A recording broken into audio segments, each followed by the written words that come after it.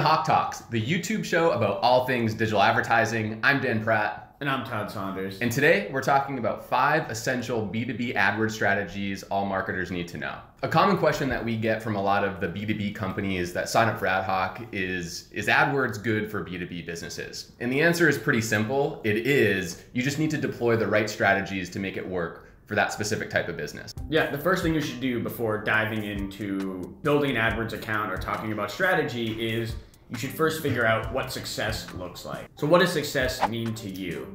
Really what you need to look at is how much are you willing to spend for a lead? How much are you willing to spend for a marketing qualified lead? How much are you willing to spend for a sales qualified lead? And then on top of that, how much is that lead worth to you over the next 6 months or a year? Based on those numbers, you might find that a lead is actually worth $750 in profit to you, and you can spend $200 for that lead. Or you might find that it's worth $10,000 to you, and you can actually spend $3,000 or $4,000 in that lead. So first you have to really define what success looks like, what are the KPIs or metrics that you're looking to hit, and then based on that, you can back out different strategies to make sure you can try to hit that number. And one of the other questions that we get quite a bit when folks are doing this for the first time is, what goal should we be setting for a conversion or for a lead or for a phone call? And the answer is, at the very beginning, the only data that you'll have access to is the data on hand, and you can use it as a starting point. Yeah, you don't want to pull numbers out of a hat, right? You want to look at the data inside your business or look at the data inside your AdWords account already and say, what am I getting today?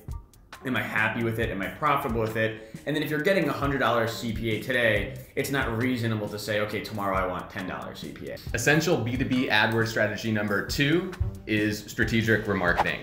As most of you know, remarketing is the campaign type that you can set up to allow your ads to follow people that have hit your website around the internet. Most people know the traditional forms of remarketing, which is those display banners that will follow you when you're on the New York Times or ESPN, etc. Or if you ever go to Amazon.com, those ads follow you around the internet, that's remarketing. Sometimes you just can't get rid of them, to be honest. Yeah. And those can be really effective in getting people back to your site to actually convert. Now, when most companies set up remarketing for the first time, they just take the first step, right? So they're basically setting up a general remarketing campaign that will pin every single person that hits their website with the tracking pixel, and then every single person that hits their website will be served a very generic ad. And that is slightly effective. It's a really good step forward, but you can do a much better job being specific in terms of how you're setting up those remarketing campaigns. So the first thing that you want to do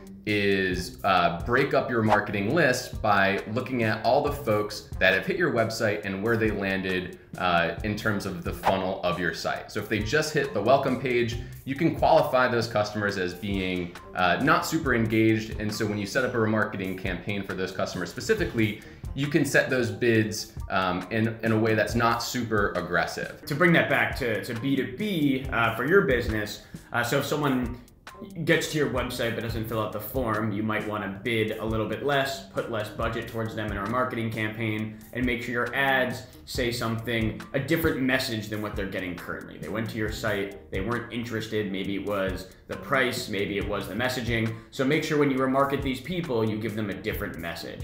Then maybe someone fills out a form, but doesn't fill out the second step of the form. So they filled out the first step, but not the second step.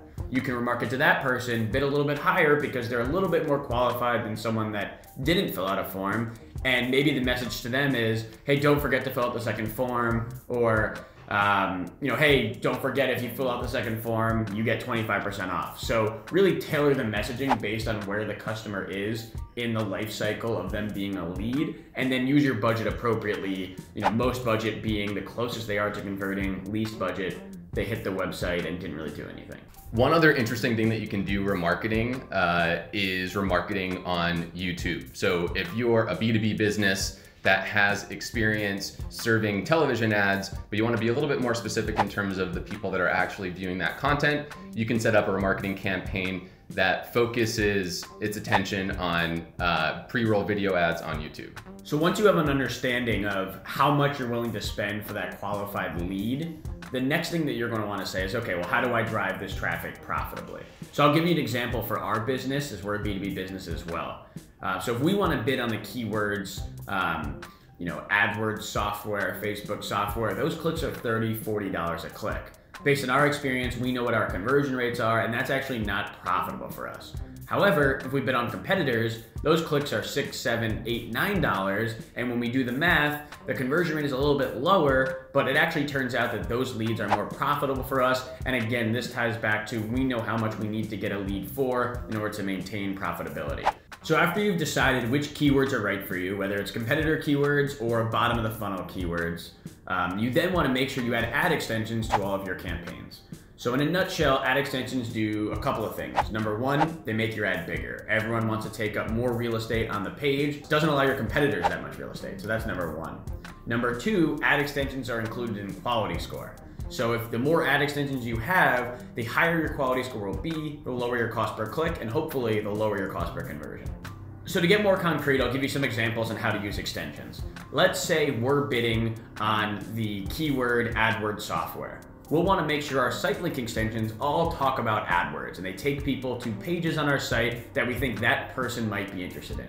So if we're bidding on the word AdWords software, our ad's going to come up. It's going to say, try AdHawk, the best digital advertising software in the world. And then underneath it, there's going to be some site links. Now for this customer, we might have site links that are here frequently asked questions about AdWords, or is AdWords right for me? And this will take them to different parts of our page. However, if we're bidding on words like software for agencies or AdWords software for agencies, we might have site links that say, hey, check out our case studies with our agencies, or read more about success stories with agencies. So you want to make sure you're customizing your site links to the keywords that you're bidding on, because the keywords that you're bidding on are really the customers that you're bringing into the funnel.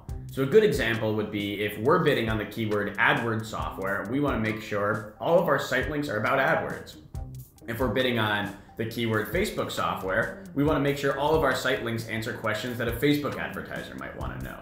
The site links actually take the customer, it's a link that takes the customer to the exact page that can answer that question for them. The only reason a B2B business might not use site links is if they have a landing page and they only want traffic to that landing page. There's no sub pages or other pages that they want people to go to. The fifth and final essential strategy for B2B businesses using AdWords is leveraging your existing content in your digital advertising campaigns. So as a company here at AdHawk, we spend a lot of time thinking about the best pieces of content that we can produce that will help our businesses before they ever become AdHawk customers. So think of things like blog posts, ebooks, infographics, or other guides that can help teach people things that they need to know about your specific vertical or industry. Now, a lot of that content is obviously consumed organically. So one of the strategies that we use here at AdHawk is we take the top 2 or 3 performing ebooks or blog posts, and we create an AdWords campaign around those pieces of content specifically. So we create individual landing pages for each one of those individual pieces of content, and we drive traffic to those specific landing pages using AdWords with the goal of having those customers hit the landing page, dig the content, download that information, and then we now have that person inside of our very top of the funnel marketing strategy. So we can start to sort of massage that lead as they get further and further down the funnel. And what you might find is that someone that you bring to the landing page and that fills out a form is actually worth $100 to you. But someone that goes to one of your pieces of content, let's say in our case, to the AdWords ad extension guide, if they go to that piece of content and they download the form, that person's actually worth $250 to us, because that person is, 2 times more likely to convert and be a customer at the end of their journey. So really think of these content plays not just as landing pages, but also as a pre-qualification, and make sure when you're doing your math of how much is a lead worth to me, how much is a customer worth to me, that you're doing that per landing page and per piece of content that you're driving traffic to. Thanks for tuning into this week's episode of Hawk Talks. If you want to learn more about the specific points that we made in today's chat, click the link below. We have a detailed blog covering everything that we talked about today. We'd also love it if you would click that big red subscribe button and tell your friends about Hawk Talks. We're trying to get better. Give us some feedback. We'll see you on next week's show.